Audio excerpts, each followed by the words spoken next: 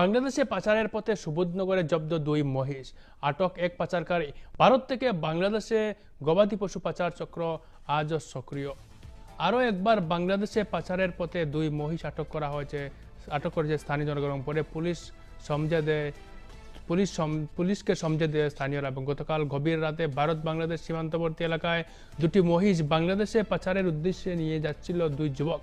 পরে কাটিগড়ার সুবোধনগরের মহিষ দুটোকে জব্দ করে স্থানীয় মানুষ এবং সেই সঙ্গে পাচারের সঙ্গে জড়িত সন্দেহভাজন বড়বন্ধ রাজাটিলার বাসিন্দা হিলালুদ্দিন বড়বইয়া নামের যুবককে আটক করতে সক্ষম হয় পুলিশ।